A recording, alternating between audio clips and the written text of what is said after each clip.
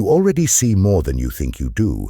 You notice the pause before an answer, the smile that doesn't reach the eyes, the way a person changes the subject when it gets close. The problem isn't that you can't read people, it's that no one taught you the language. Carl Jung did. This isn't a list of party tricks, it's a map. Because Jung didn't study people to manipulate them. He studied them to understand why we wear masks, why we repeat the same mistakes, and why the parts we hide end up running the show. By the end of this video, you won't just spot other people's patterns. You'll see your own with clarity you may have never had, and that changes everything. We'll go in 3 parts. Each builds on the previous. If you skip ahead, you'll miss how the pieces lock together. Stay with me, because once you see these 14 hidden patterns, you can't unsee them. Part 1. The mask and the cracks. Jung called our social face the persona, the mask we learn to wear so we can belong. It's not fake, it's functional, but the psyche is larger than the mask, and what we refuse to face doesn't disappear, it goes underground. That's the shadow, everything we disown, deny, or can't accept about ourselves. Reading people begins where persona and shadow rub against each other. That rub creates friction. Friction creates signals. Here are the first 5 patterns. Pattern 1, persona-shadow tension. The mismatch that gives people away. People leak truth when their words and their body split. Listen for polished answers paired with stiff shoulders. Watch for the quick blink after a bold claim, the swallow before a no, the nervous laugh after it's fine. Tension is the seam where the mask is stitched to the skin. Example, someone says, "I'm not upset," while their jaw tightens and their tone gets clipped. Believe the jaw, believe the tone. The body's job is to tell the truth, the persona can't. How to read it? Look for contradictions. Content says one thing, rhythm, breath, eyes, and posture say another. The bigger the split, the closer you are to something real. Pattern 2. The shadow speaks through what they criticize. We attack in others what we can't accept in ourselves. That's projection, an unconscious export of your disowned traits. The man who mocks attention seekers craves attention. The woman who hates cold, logical people is terrified of being called emotional. Criticism is a mirror pointed outward. Example, a coworker routinely trashes arrogant people and spends every meeting proving he's the smartest in the room. He's not warning you about them. He's confessing his fear of being seen as small. How to read it? Track repeated complaints. Ask, what trait keeps showing up in their judgments? That trait is likely part of their shadow. Pattern 3. Moral spotlighting. Loud virtue covers a hungry shadow. Jung warned about inflation when the ego swells by identifying with an ideal. The louder someone needs to perform their goodness, purity, or correctness, the more likely they're covering an opposite impulse. Real virtue is quiet. Performance is noisy. Example, the friend who constantly declares how honest they are, and yet stories around them don't add up. The influencer preaching simplicity while endlessly showing off. The shadow needs an audience. Wholeness does not. How to read it? Beware the superlative, always, never, pure, perfect. The more absolute the virtue, the more likely it's a counterweight to a denied impulse. Pattern 4. Silence, evasion, and rehearsed answers. The persona loves scripts. The self is spontaneous. When topics approach a tender spot, you'll hear the script. Short, polished phrases appear. Or they'll answer a different question than you ask. Or they'll go vague. It's complicated. I don't really want to get into it. Example, ask, why did your last partnership end? And get a tidy 1-sentence slogan. If there's no texture, no ambivalence, no detail, you're hearing persona management, not an integrated story. How to read it? Listen not just to what they say, but what they won't say. Silence isn't empty, it points. Evasion shows you the border of a complex. Pattern 5. Energy orientation, where they gain and lose life. Before people tell you who they are, their energy tells you. Jung distinguished between extroversion and introversion, but not as shyness vs confidence. It's about where your attention and energy flow. Extroverts charge in contact. Introverts charge in reflection. The same with cognitive styles. Some come alive in concrete details, sensing, others in patterns and possibilities, intuition. Some lead with analysis, thinking, others with values and impact on people, feeling. Example, watch someone after an hour of small talk. Do they light up or dim? Do they linger to keep talking or step outside for air? How to read it? Follow the energy. It reveals their orientation before their biography does. People lie with words. They rarely lie with energy. Part 2. The shadow in motion. By now you can see the seams. Next, watch the shadow move. It moves as overreactions, as control, as jokes, as envy, as performances. Jung's point was never catch them. It was understand the unlived life trying to be lived. These next 5 patterns turn static snapshots into living X-rays. Pattern 6. Complexes, when the past hijacks the present. A complex is an emotionally charged cluster of memories and beliefs around a theme: mother, father, power, worth, abandonment. When a complex is triggered, the reaction is disproportionate. Time collapses. You're in the room, they're in a memory. Example: you give neutral feedback. They hear you're a failure and spiral. Or you're 5 minutes late and the level of fury doesn't match the situation. That's not about you. It's about an old story. How to read it. Measure the reaction against the reality. If 10 units of emotion show up for 2 units of stimulus, a complex is in play. Note the theme. It'll repeat. Pattern 7, the inferior function leak. The sudden opposite self. Each of us leads with one mental function and has an opposite, underdeveloped one. The inferior function.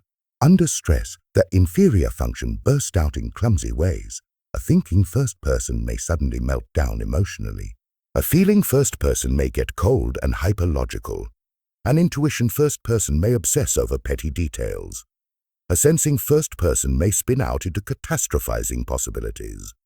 Example: your visionary friend, intuition, gets overwhelmed and starts micromanaging font sizes and calendar colors.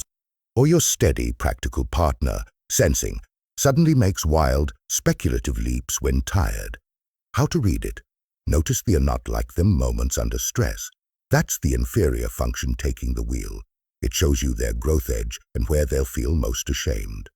Pattern 8. Control on the outside, chaos on the inside. When the inner world feels disordered, the ego tightens the external world. Rigid routines, micromanagement, intolerance for uncertainty, often these are attempts to contain inner anxiety. Jung noted that neurosis can be a substitute for legitimate suffering. Rather than face grief or fear, we control everything else. Example: the manager who needs to approve every email, the partner who schedules every minute of a vacation, the friend who can't handle planned changes without panic. They're not trying to ruin the vibe. They're holding back a tide. How to read it. Don't mistake control for strength. See the fear it's managing. If you want to know the size of the inner chaos, watch what happens when a small plan shifts. Pattern 9. Shadow humor. The just kidding confession. People tell the truth as jokes. Sarcasm, playful jabs. We all know you're the favorite. I'd probably cheat on a diet or a test. The laugh is a cushion for content that would feel too vulnerable stated plainly. Example: a friend jokes 3 times in one night about being irreplaceable. That's not random. That's the shadow trying to speak without getting punished. How to read it. Track repeated punchlines. Humor locates the heat without naming it. If a theme keeps returning, it's not a joke, it's a hint. Pattern 10. Envy and the unlived life. Jung wrote that the unlived life within us exerts a powerful pull. We envy those who embody what we've exiled. We call it hate to avoid admitting desire. When someone keeps tearing down entrepreneurs, artists, travelers, parents, fill in the blank, ask what unlived part of them is on that stage. Example: the person who despises show-offs but lights up when talking about performing. The critic of irresponsible creatives who keeps buying art supplies and never opens them. How to read it. Translate criticism into confession. What they attack is what they long for, but don't feel permitted to become. Part 3. Archetype, story, and the real test. Finally, zoom out. People don't just have traits, they have myths. They pick roles and repeat them. They meet you, but they see a character from their inner theater. Read the myth, and you read the person. These last 4 patterns show you the template under the behavior and the quiet test that reveals character. Pattern 11, anima, animus, trigger. Idealization and demonization of the contraries. Jung noticed that we each carry an inner image of the other within us, the anima, inner feminine in men, and animus, inner masculine in women. Though today we can think in terms of our inner contraries, receptivity and assertiveness, emotion and logic, structure and flow. When this inner image is unconscious, we project it onto people. That's why we idealize or demonize someone at first sight. Too perfect, too terrible. It's not about them. It's about our inner opposite seeking integration. Example: you meet someone organized and calm, and suddenly they're the one. Or you fixate negatively on someone direct and decisive, such a tyrant, because your own assertiveness is disowned. How to read it? Watch for instant extremes, halo or horns. Ask, what quality in them feels exaggerated in my perception? That's your inner opposite calling. In others, spot disproportionate praise or contempt toward a type that points to their unconscious contraries. Pattern 12. Archetypal storytelling. The role they never stop playing. People speak in roles without knowing it. The hero who must rescue, the martyr who must suffer, the orphan who must be disappointed, the sage who must advise, the rebel who must oppose. Archetypes are universal patterns, and over-identification with one creates predictability. Example: a friend always saving everyone, exhausted and resentful. A colleague who can't not be the critic, even when the team needs a builder. They don't have a preference, they have a role addiction. How to read it? Listen for repeated plot lines in their stories. Every time I have to. People always. The archetype they overuse tells you their next move. Pattern 13. Boundaries reveal integration, the no test. Shadow-driven people can't handle a no. They push guilt or collapse. Integrated people accept limits without turning them into moral drama. Your response to other people's boundaries reveals your relationship to your own desires and shame.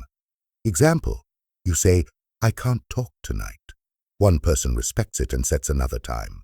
Another person pouts, escalates, or makes you responsible for their feelings. The difference isn't etiquette, it's ego structure. How to read it? Offer a small, reasonable no. Watch for pressure, punishment, or respect. How they handle your no is how they handle their own unfulfilled wants. Pattern 14. Compassion under power. How they treat the vulnerable. This is the cleanest read on character. When someone has the upper hand, knowledge, status, strength, do they humiliate or help? Jung's work pointed toward integration as holding the tension of opposites, strength and softness, power and restraint.